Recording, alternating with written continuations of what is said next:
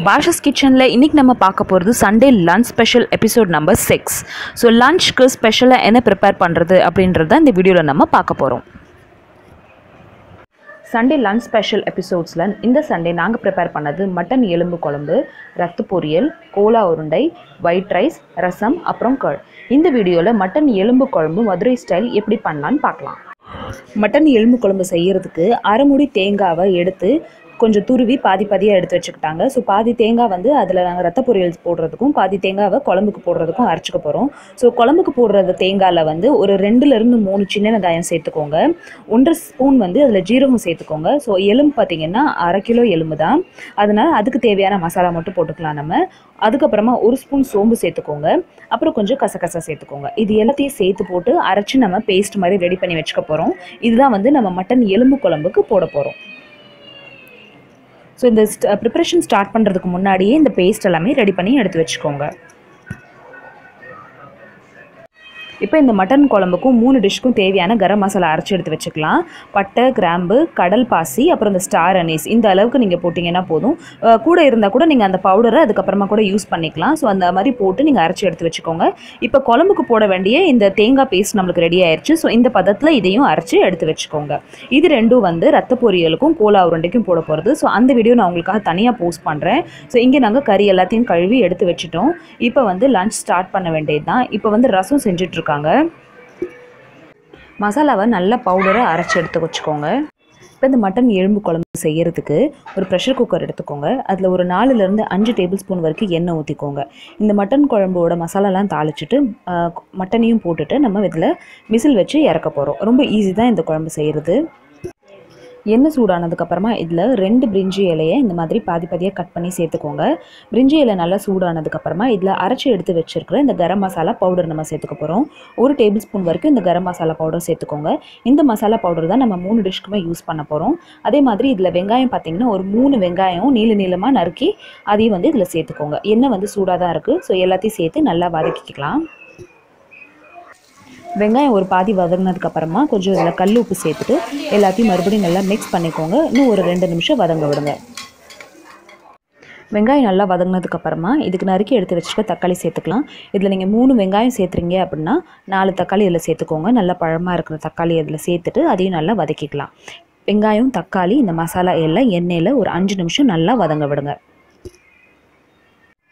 இப்போ இதில் கொஞ்சம் கருவேப்பிலை சேர்த்துக்கோங்க. கருவேப்பிலை சேர்த்துட்டு எல்லாத்தையும் நல்லா வதக்கிக்கோங்க.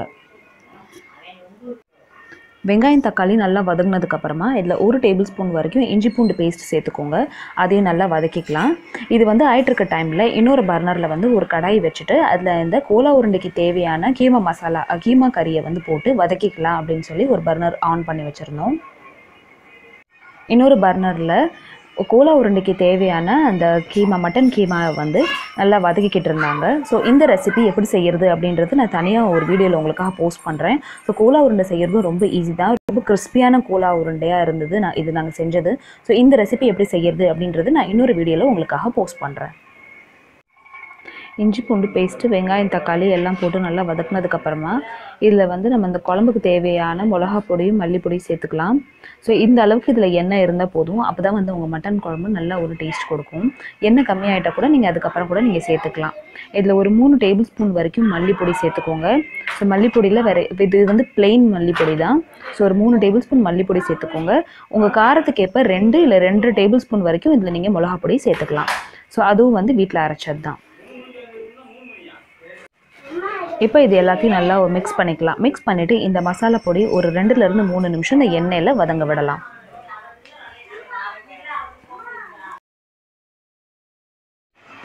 மசாலா எல்லாம் போட்டதுக்கப்புறமா இதில் இப்போது நம்ம க்ளீன் பண்ணி வாஷ் பண்ணி எடுத்து வச்சுருக்கிறேன் இந்த எலும்பு போட்டுடலாம். இது வந்து ஏற்கனவே நான் சொன்ன மாதிரி 1/2 கிலோ எலும்பு. அதுக்கு தேவையான மசாலா தான் நம்ம இதில் போட்டிருக்கோம். எலும்பெல்லாம் போட்டுட்டு நல்லா மிக்ஸ் பண்ணிக்கோங்க. இப்போ கறி போட்டதுக்கப்புறமா இதில் ஒரு 1/2 கிளாஸ் தண்ணி ஊற்றிக்கலாம். தண்ணி ஊற்றிட்டு எல்லாத்தையும் நல்லா மிக்ஸ் பண்ணிக்கோங்க. ஏன்னா வந்து கறி போட்டதுக்கப்புறமாவும் இப்போ கொஞ்சம் ட்ரையாக இருக்குது அப்படின்றதுனால தண்ணி ஊற்றியாச்சு. மசாலா பொடி தண்ணியெல்லாம் போட்டுட்டு அது ஒரு 5 நிமிஷம் கொதிச்சதுக்கப்புறமா இதில் நம்ம தேங்காய் பேஸ்ட் சேர்த்துக்க போகிறோம். தேங்காயில் வந்து தேங்காய் பேஸ்ட்டில் வந்து தேங்காய், ஜீரகம், கசகசா, சோம்பு, அப்புறம் 2 சின்ன வெங்காயம் அது போட்டு அரைச்சி தான் இந்த பேஸ்ட் நம்ம செஞ்சு வச்சுருக்கோம். ஸோ இந்த பேஸ்ட்டு இந்த மட்டன் எலும்பு குழம்புக்கு நம்ம சேர்த்துடலாம். சேர்த்துட்டு இப்போ எல்லாத்தையும் நல்லா மிக்ஸ் பண்ணிக்கலாம். இதையும் ஒரு 5 நிமிஷம் வரைக்கும் கொதிக்க விடுங்க. இதுக்கப்புறம் இன்னும் ஒரு அரை கிளாஸ் தண்ணி இதில் ஊற்றிக்கிட்டோம். இதில் வந்து உங்கள் கறி மூழ்கிற அளவுக்கு நீங்கள் இதில் தண்ணி சேர்த்துக்கோங்க. தண்ணி சேர்த்ததுக்கப்புறமா கொஞ்சமாக இதில் மஞ்சத்தூள் அப்புறம் கல் உப்பு சேர்த்து எல்லாத்தையும் நல்லா மிக்ஸ் பண்ணுறாங்க. மிக்ஸ் பண்ணிவிட்டு இப்போ இதை நம்ம விசில் வைக்க போகிறோம். ஒரு 2 to 3 மினிட்ஸ் வந்து தேங்காய் பேஸ்ட் கொதிச்சதுக்கப்புறமா இதில் கொஞ்சம் கொத்தமல்லி சேர்த்துக்கலாம்.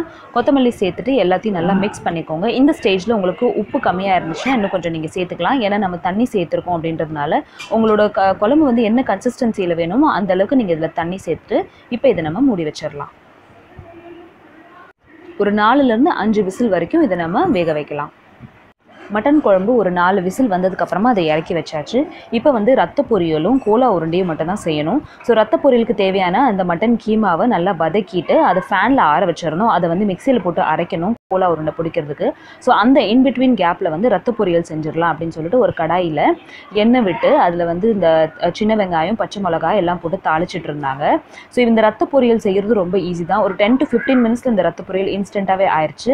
இதை நான் தனியாக ஒரு வீடியோவில் உங்களுக்காக போஸ்ட் பண்ணுறேன். இந்த ரத்த பொரியலும் கோலா உருண்டை எப்படி செய்யறது அப்படின்றத. ரத்த பொரியல் செஞ்சு முடிச்சதுக்கப்புறமா வந்து கோலா உருண்டையும் ரெடி ஆயிடுச்சு. அதை வந்து டீப் ஃப்ரை பண்ணிட்டு இருந்தோம். அதே மாதிரி இன்னொரு பர்னரில் வந்து சாப்பாடு வச்சுருந்தோம். ஸோ சாப்பாடு ஆயிடுச்சு, சாப்பாடு விசில் வந்துருச்சு. ஸோ லாஸ்ட்டாக தான் இந்த கோலா வந்து ஃப்ரை பண்ணிட்டு இருந்தோம். ஏன்னா அப்போ தான் கொஞ்சம் சூடாக இருக்கும் அப்படின்றதுனால. ஸோ இப்போ வந்து பார்த்திங்கன்னா இந்த கோலா உருண்டை ஃப்ரை பண்ணி எடுத்துட்டோம் அப்படின்னா நம்மளோட லஞ்ச் ரொட்டீன் வந்து இதோட முடியுது. மட்டன் எலும்பு குழம்பு ரெடி ஆயிடுச்சு. பாருங்கள், நான் இப்போ தான் குக்கர் ஓப்பன் பண்ணுறேன். எவ்வளோ கலர்ஃபுல்லாக ஸ்பைஸியாக இருக்குன்னு. ஸோ நான் சொன்ன அளவுக்கு நீங்கள் மசாலா எல்லாம் இதில் நீங்கள் போட்டிங்க அப்படின்னா இதே ஸ்பைசினஸ் அண்ட் இதே கலர்ஃபுல் வந்து உங்களுக்கு கிடைக்கும். இப்போ இதை சர்வ் பண்ணுறதுக்கு நம்ம இன்னொரு பவுலில் எடுத்துக்கலாம்.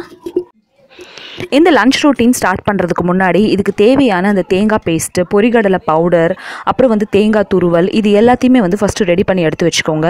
நிறைய சின்ன வெங்காயம், பெரிய வெங்காயம், அப்புறம் தக்காளி, அதுவும் எல்லாமே கட் பண்ணி எடுத்து வச்சுட்டு இந்த லஞ்ச் ரொட்டீன் ப்ரிப்பேர் பண்ண ஸ்டார்ட் பண்ணிங்க அப்படின்னா வந்து உங்களுக்கு ஒரு 1 to 1.5 ஹவர்ஸ்க்குள்ளே நீங்கள் இந்த லஞ்ச் ரொட்டீன் ப்ரிப்பேர் பண்ணிடலாம். ஸோ வீக்கெண்டுக்கு இதே மாதிரி ஒரு லஞ்ச் ரொட்டீன் உங்கள் வீட்டில் இருக்கிற எல்லாருக்கும் கண்டிப்பாக செஞ்சு கொடுங்க. அண்ட் உங்களுக்கு இந்த ரெசிபிஸ் எப்படி வந்துச்சு அப்படின்றதையும் என்கிட்ட சொல்லுங்கள். இந்த லஞ்ச் ரொட்டீன் ரெசிபிஸ் உங்களுக்கு பிடிச்சிருந்துச்சு அப்படின்னா என்னோட சேனலை லைக் பண்ணுங்கள், ஷேர் பண்ணுங்கள் அண்ட் சப்ஸ்கிரைப் பண்ணுங்கள். அண்ட் இதில் எந்த ரெசிபி உங்களுக்கு ரொம்ப பிடிச்சது அப்படின்றது எனக்கு கமெண்ட் செக்ஷனில் சொல்லுங்கள். இந்த வீடியோ உங்களுக்கு பிடிச்சிருந்துச்சுன்னா இந்த வீடியோக்கு ஒரு லைக் கொடுங்க. தேங்க்யூ ஸோ மச் ஃபார் வாட்சிங். பாய். Happy weekend.